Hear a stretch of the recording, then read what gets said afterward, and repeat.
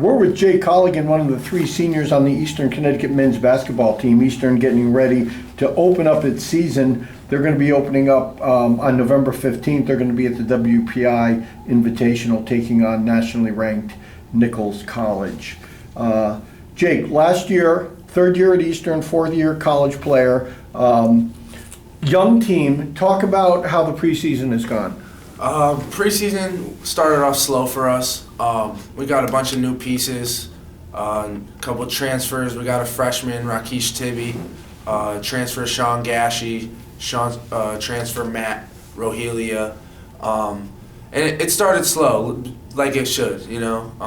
October 15th to November 15th is a tough time. Guys learning the new system and battling some injuries with Jake McCarthy.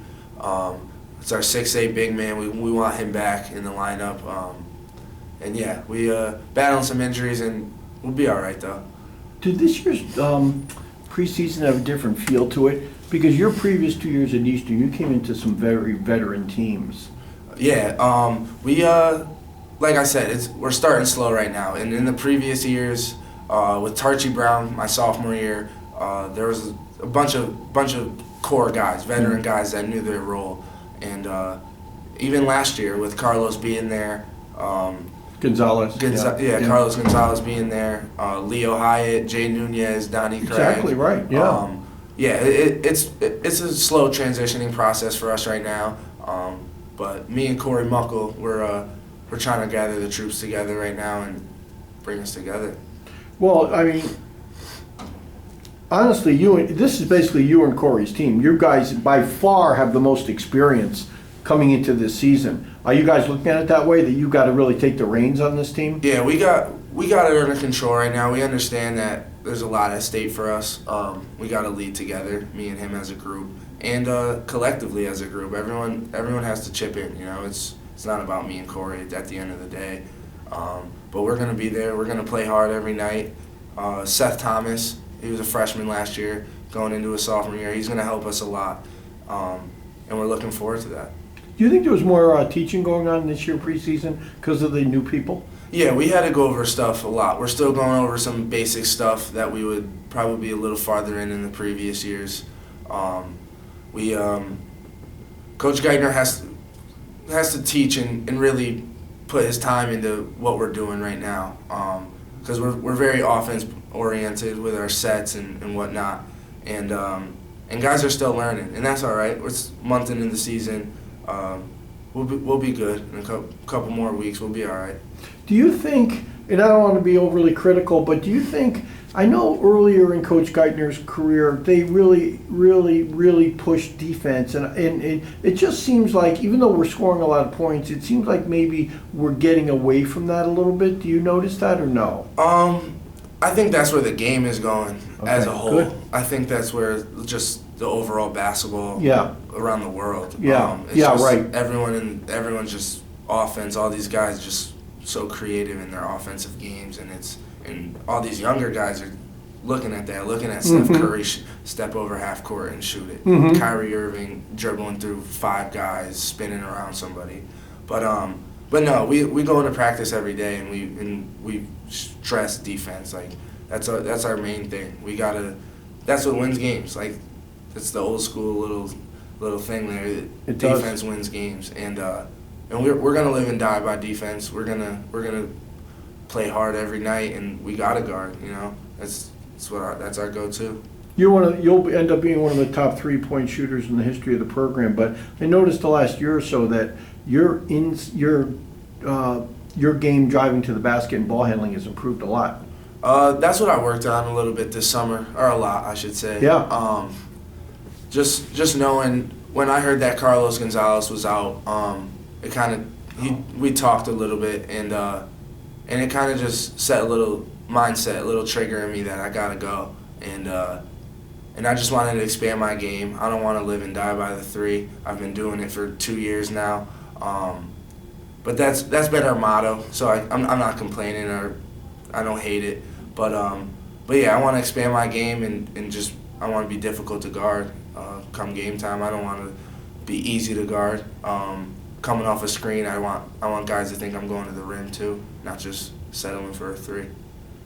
What can be, personally, what could be goals for this year? I mean, you've won conference tournaments, you've been the preseason number 1, you're closing in on 1,000 points. Is there anything that you really would like to achieve before you graduate? I just think that the LEC is important for us. I've lost 2 since I've been in college now. Yeah. When I was at Keene, we lost a thriller To game Eastern, here yeah. to Eastern.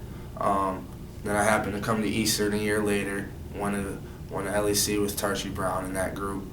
And then last year, I mean, everybody knows what happened last year. Ty Nichols kind of did his thing and took over us last year. And I think one more. I need one more under the belt for personally. That's what we want right now. And getting into the NCAA tournament. I've been to the NCAA tournament twice, which is fun and it's great. And it's just when you win or lose, you know what I'm saying? It's just you win, you keep going, and just take that game by game.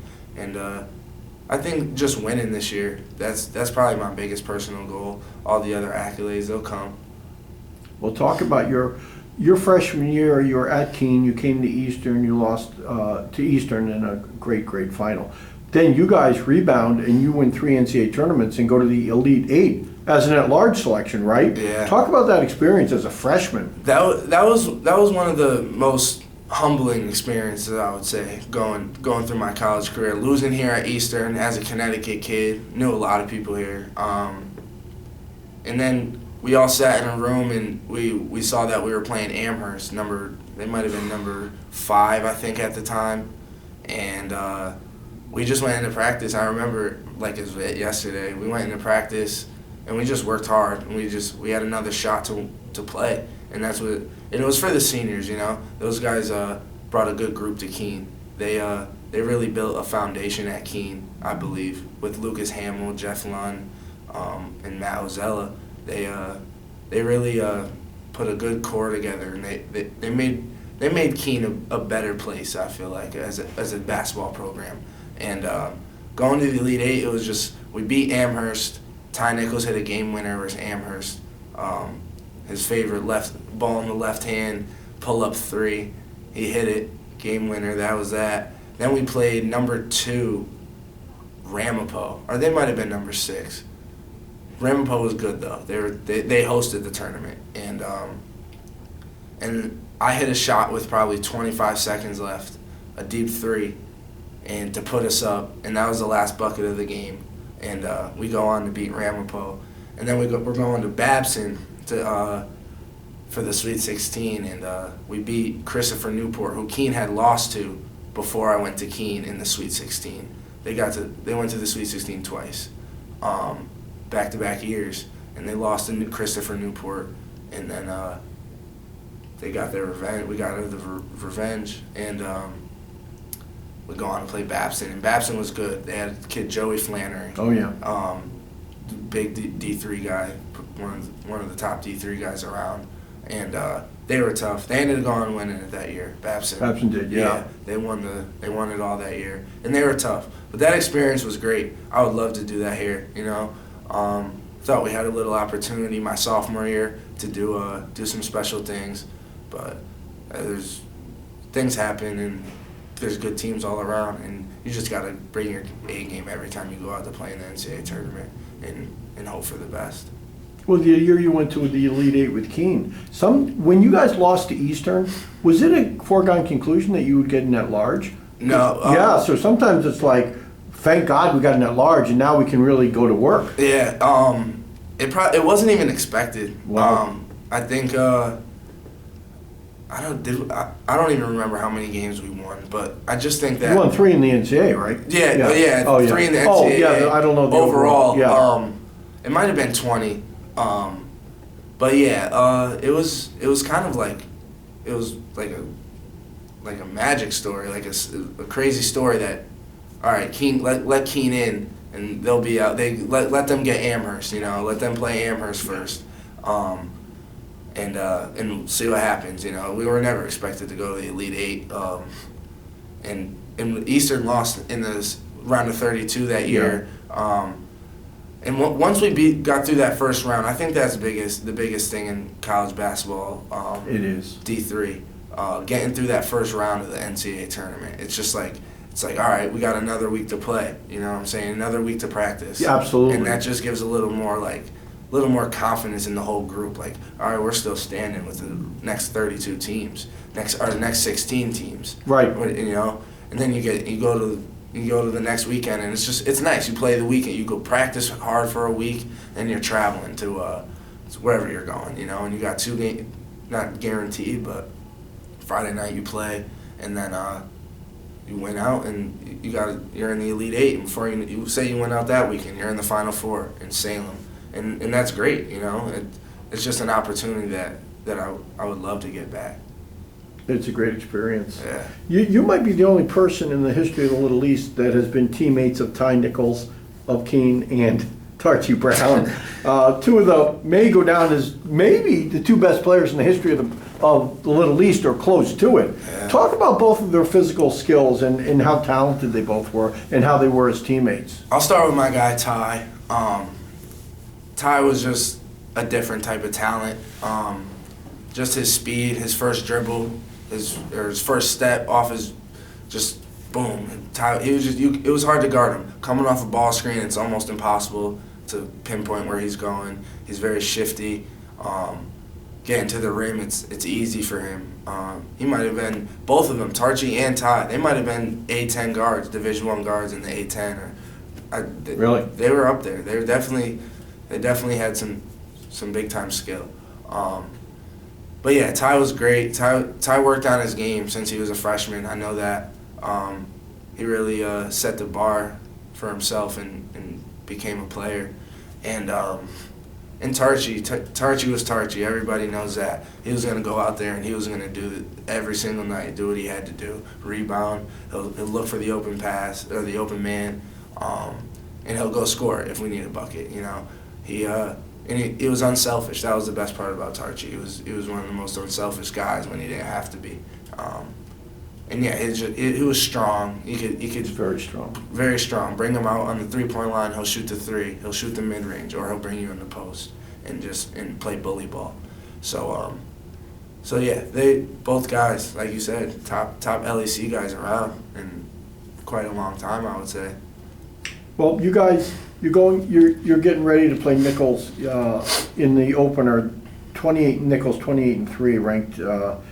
Made it to the Elite Eight last year. You guys are the preseason favorite to win the Little East. Again, you and Keene 1 point behind you in the poll. Both of you get 4 first place votes. Yeah.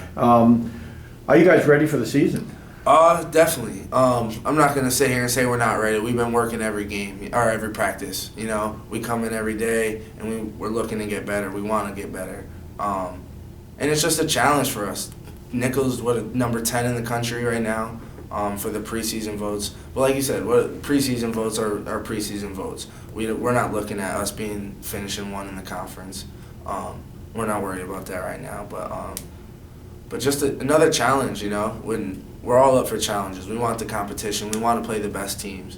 Yeah, I mean, Nichols lost their best player, Marcos. I can't even say his last name last year. Oh yeah. He was tough, but they got another guard, Deontay Bruton. He's a lefty, shifty guard, and then they got 2 6'8" monsters down there. But like I said, any challenge we're up for, and we're ready to go. Okay, so Eastern is going to be ready to go. They're going to be opening up on, they're going to be playing, as we said, Nichols College. That's going to be at the WPI Invitational. And then in the second round on November 16th, Eastern is going to take on either New England College or WPI. WPI ranked 16th in the country, and New England College was 22-4 a year ago. Jake, best of luck this year. Thanks for being here. Thank you.